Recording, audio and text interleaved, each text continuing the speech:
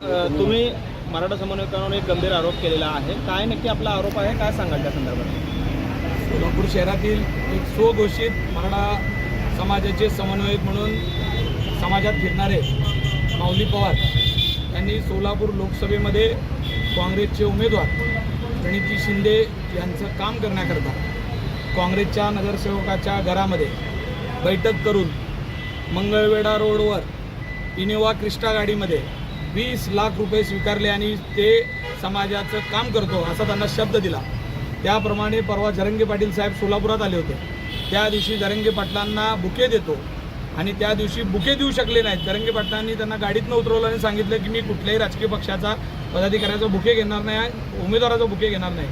त्या दिवशी माऊली पवारांची कशा पद्धतीची तिळपपड झाली, राम जाधवांना बघून घेतो कशा पद्धतीनं बोलले, हे संबंध सोलापूरकरांनी बघितलेलं.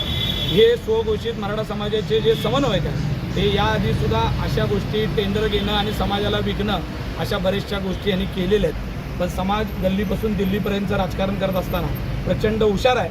अशा स्वलाभासाठी घेतलेल्या निर्णयाला आणि स्वतःच्या फायद्यासाठी घेतलेल्या निर्णयामुळं समाज यांच्या पाठीमागं जाणार नाही. उलट समाजामध्ये कधी यांना ह्याच्यापुढं स्थान मिळणार नाही अशी मला हे आहे. आपण जे आरोप करतोय त्याचे काही पुरावे आपल्याकडे आहेत का, आणि जर आपल्या आरोपाला ते कोर्टात देखील आपल्या विरोधात जाऊ शकतात? मला आत्ताच कळालं की माऊली पवार माझ्या विरोधात कोर्टामध्ये जाणार आहेत. मला खुशाल त्यांनी कोर्टात जावं, अजून कुठं दात मागायचे. मी तर म्हणतो समाजापुढं आपण दोघंही जाऊ.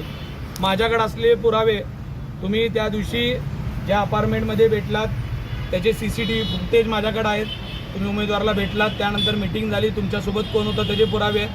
मंगळवेढा रोडला तुम्ही ज्या गाडीत बसून ज्याच्यासोबत होता, कारण ही गोष्ट त्यांच्या गाडीतल्याच माणसाला पैसे न मिळाल्यामुळं ही आमच्यापर्यंत पोचली आणि काय काय घडलं हे सगळं कारस्थान आमच्या समोर आलं.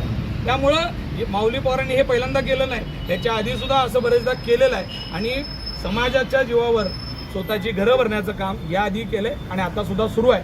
मी जरंगे पाटलांचा प्रचंड आम्ही सगळेजण आदर करतो. जरंगे पाटील साहेबांनी खुलेआम संपूर्ण महाराष्ट्राला एकदा नाही तर 100 वेळा सांगितलेलं आहे की लोकसभेमध्ये कुठल्याही राजकीय पक्षाला आमचा पाठिंबा नाही. असं असताना हे स्वघोषित काय म्हणते समन्वयक माऊली पवार हे समाजाला विशिष्ट पक्षाला मतदान करा असं सांगत असतील तर हे समाजाची दिशाभूल.